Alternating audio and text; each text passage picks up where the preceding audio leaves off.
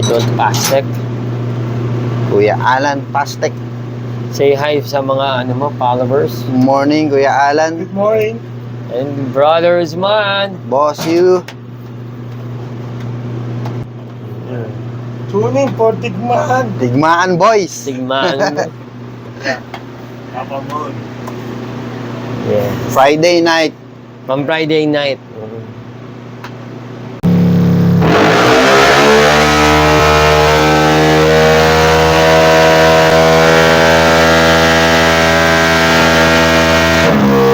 Garog. Tama garog. Third run.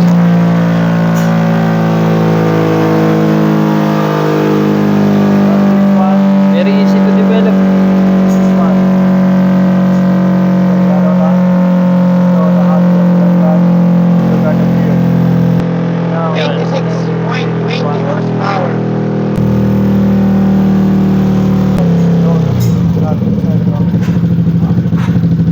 Okay.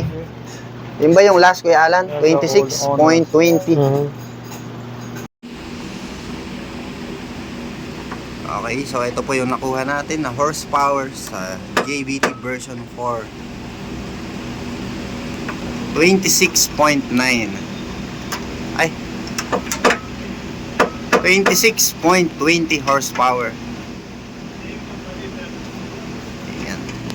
And next, ano po, nilalagay na po yung JBT Silent Killer. Hermon, dito ka na po magagawa. Mataas ang sweldo bigayan dito. Mas mataas ba bigayan dito? Oo, mas mataas dito. $1. Anong size nito, sir? Ha? 38? 38. Oo, 38. 38. Tapos, ayun na yung sa gasket. Oh. Quality.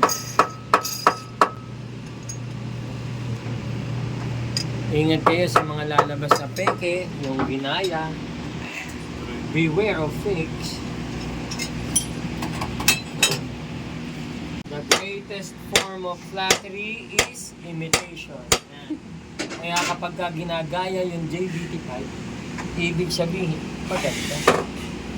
Pandalo.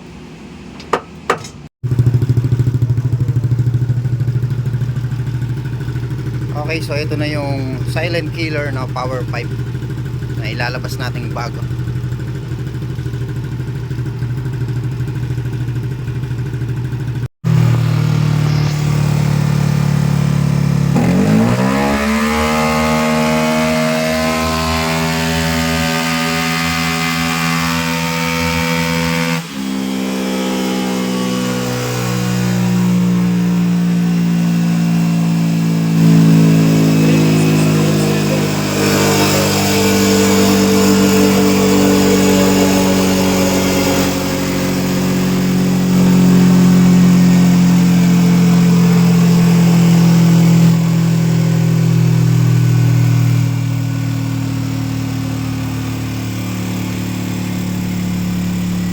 Bakit ka pa mapipipon?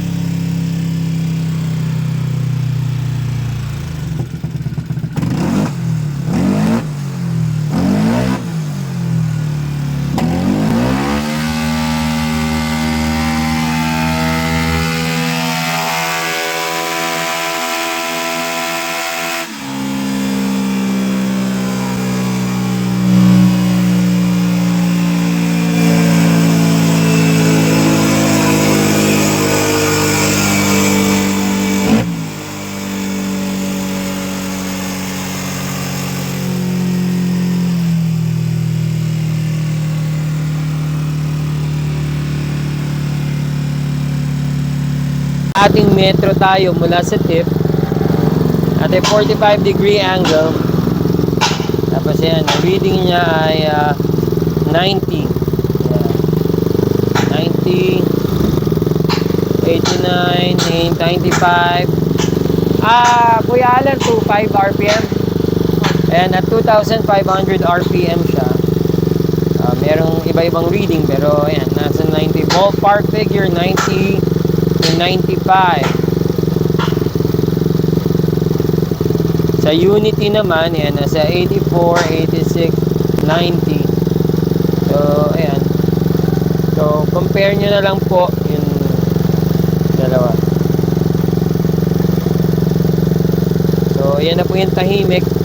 Same horsepower as the V4. Pero, minus the sound. Mas tahimik pa ho ito. Wala nang dahilan para hulihin ka pa.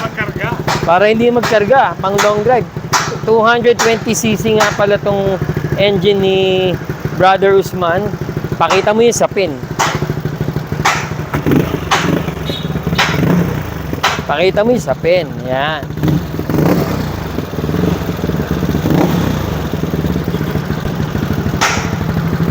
So, mas tahimik pa ho ito. Lumalabas, mas maganda pa sa V4 kasi mas maaga yung power niya. Same ang mas mataas pa nga ito ng konti, di ba? Mataas pa ng 0.3. Karga na. So ito po yung bagong lalabas sa tambucho ni JVT. Tahimik pero para po sa mga malalaking karga. Hindi na lalong malalaman ni Mrs. na umalis ka.